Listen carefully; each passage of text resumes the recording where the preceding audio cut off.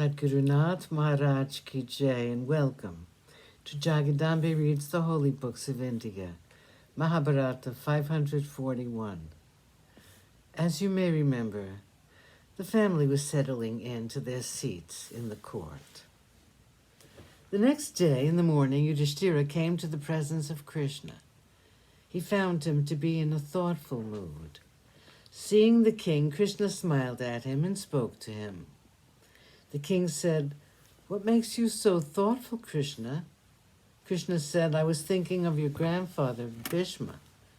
He has reached the last few days of his life on earth.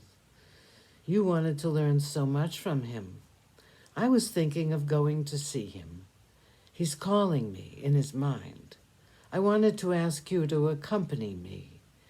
That was the reason for my abstraction." Yudhishthira said, "We will do what you suggest." Krishna looked at Satyaki and said, "Satyaki, ask Daruka to prepare my chariot.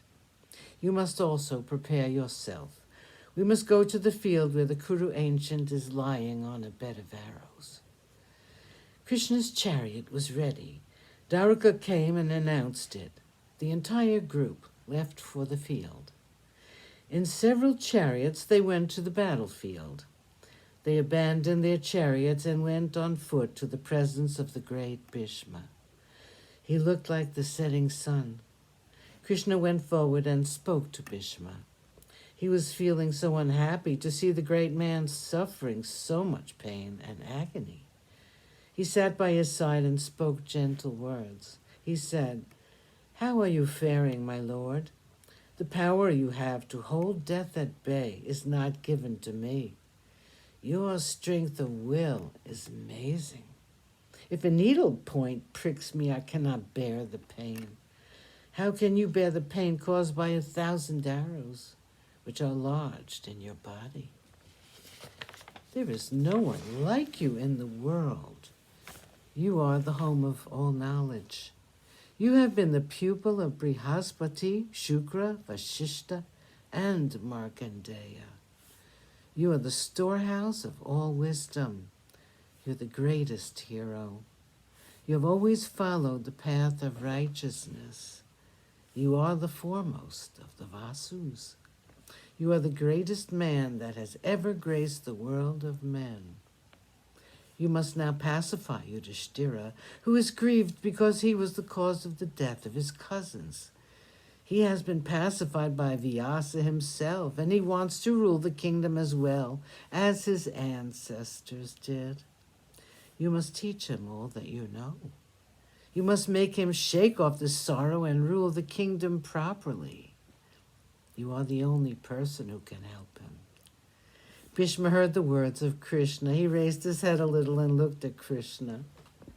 A smile hovered at the corners of his lips.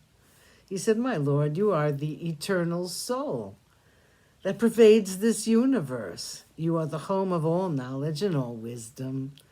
Tell me what I should do. I do not know how long I will have to live. I have lost count of time. I have cleared my debt to Satyavati. I am waiting for the time when the sun's chariot changes its direction and proceeds to the north. I want you to tell me when I can see your Vishvarupa. I'm impatient to see your form, my lord." Krishna said, "Bhishma, you have 65 days more to live on this world. I will be by your side when you give up this bondage to reach your home.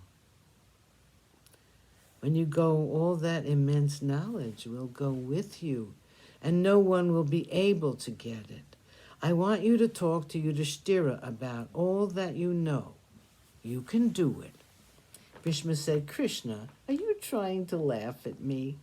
Your words are full of love, but when you, the home of all knowledge, when you were here, how can I dare to talk about Dharma and conduct to Yudhishthira? If I talk, it will be impertinent. It will be like a student trying to talk in the presence of the guru. It is wrong, my lord." Sadguru Nath Maharaj Ki Jai. Thank you for coming. I hope you come again.